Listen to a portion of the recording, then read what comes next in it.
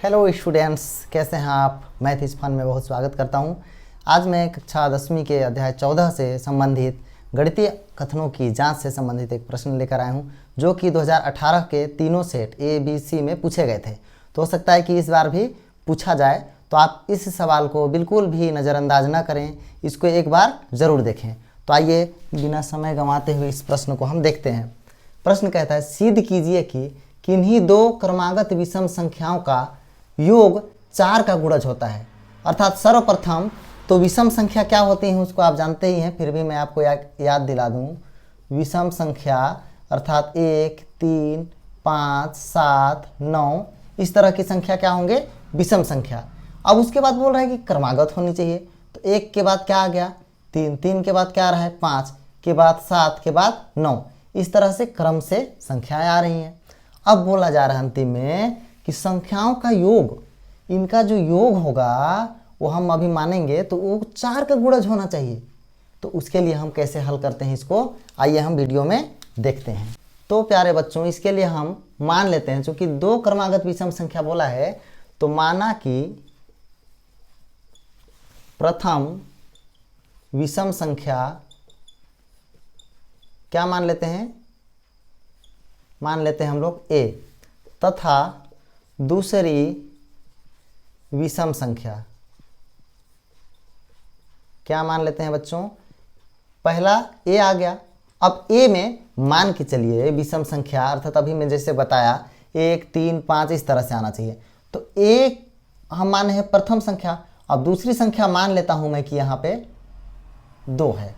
तो देखिए ए के जगह में यदि मैं मान रखता हूं 1, तो 1 धन 2 अर्थात 3 आ गया। तो 3 एक क्या हो गया, विषम संख्या हो गया। तो इसी प्रकार हम देखते हैं अब प्रश्नानुसार क्या कहता है प्रश्न बच्चों, कि 2 क्रमागत विषम संख्याओं का योग। तो लिख लेते हैं 2 क्रमागत विषम संख्याओं का योग, संख्याओं का योग क्या होगा स्टूडेंट्स, पहला हो गया ए धन, दूसरा क्रमागत संख्या क्या है, ए धन 2। चूंकि 2 क्रमागत संख्या बोला गया है तो हम लोग 2 का ही ले लेते हैं अभी फिलहाल, आगे का देखते हैं कैसे बनेगा। तो आप ब्रैकेट ओपन कर दें तो ए धन का 2 हो जाएगा। तो अब यहाँ पर क्या होगा बच्चों, ए और ए दोनों अचर संख्या हैं, अल्फ़ाबेटिकल और ए न्यूमेरिकल। तो अल्फ़ाबेटिकल जो ए दिख रहा है उसको जोड़ने पर क्या हो जाएगा, 2a और प्लस का 2। अब बच्चों देखिए दोनों में 2 क्या है, उभयनिष्ठ है। तो यहाँ पर 2 निकल गया तो बचा a, और धन का यहाँ से 2 निकल गया अर्थात क्या बच गया, 1। तो इसको समीकरण नंबर 1 देते हैं। अब देखिए बच्चों, तो क्रमागत संख्या बोला गया है, तो अब हम यहाँ लेते हैं स्पष्टतः हम लोग क्या ले लेते हैं, क्रमशः a बराबर क्या ले लेते हैं, 1, चूंकि 1 भी विषम संख्या है, 3, 5 डैश डैश डैश रखने पर। तो सबसे पहले क्या लेंगे, जब a बराबर 1 हो। तो समीकरण 1 से देखते हैं बच्चों, क्या हो जाएगा हमारे पास कि 2 और गुणा में a के जगह में क्या हो जाएगा, 1 और धन का 1। तो 2 इसको हल करेंगे तो 2 गुणा 1 और 1 2 अर्थात आ गया हमारे पास 4। जब a बराबर क्या हो, 3 हो, तब किससे, समीकरण 1 से, यहाँ पर तब लिख लीजिएगा। तो क्या हो जाएगा बच्चों, 2 और देखिए a के जगह में क्या हो गया, 3 और धन का 1। तो इसको बच्चों कैसे होगा, 2 हो गया, अब अंदर में 3 और 1 4, और 4 दूना या 2 चौके 8। जब a बराबर क्या हो, गला लिख लेते हैं हम लोग 5 हो, तब समीकरण किससे, 1 से। समीकरण 1 से क्या रखते हैं बच्चों, 2 और गुणा में a के जगह में 5 और धन का 1। तो क्या हो जाएगा, 2 और गुणा में 5 और 1 6, तो 6 दूना 12। तो इस तरह यदि बच्चों मैं बोलूं आपको जैसे प्रश्न में कि 2 क्रमागत विषम संख्या के योग का गुणज क्या होता है, 4 का गुणज होता है। अर्थात हम देखते हैं कि a का मान 1, 3, 5 इस तरह का रखे विषम संख्या को। अब गुणज किसका, देखिए 4 का गुणज अर्थात 4 के पहाड़ा, तो 4 का पहाड़ा में 4 एकम 4, 4 दूना 8, 4 तिया 12।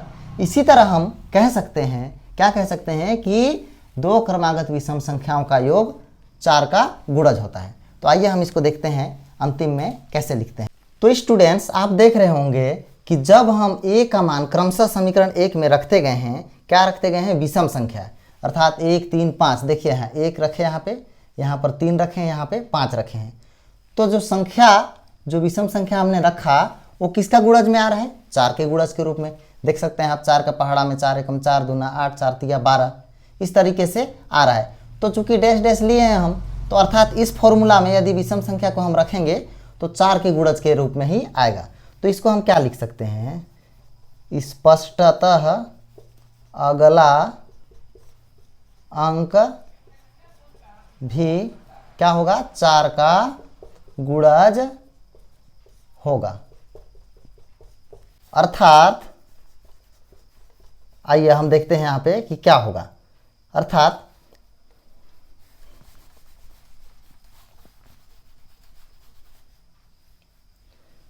देखते हैं हम यहाँ क्या बोला गया है कि 4 का गुणज होगा। तो अब सिद्ध तो हो गया हमारे पास, तो लिखना कैसे है, तो सिद्ध कीजिए कि लिखा है तो इसको छोड़ देंगे, बाकी का पद को सेम लिख देंगे। क्या लिखेंगे, देखिए अर्थात किन्हीं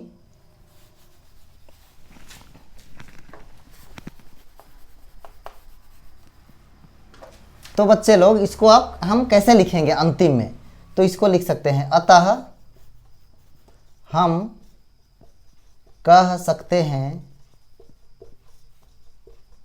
कि, क्या सिद्ध करने के लिए बोला गया था, दो क्रमागत विषम संख्याओं का योग 4 का गुणज होता है, जो कि हमने सिद्ध कर दिया।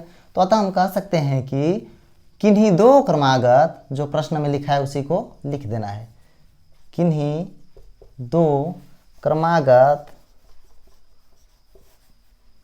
संख्याओं का योग क्या होता है बच्चों, 4 का गुणज होता है, 4 का गुणज होता है लास्ट में यहाँ लिख देना है, यही सिद्ध करना था बच्चों।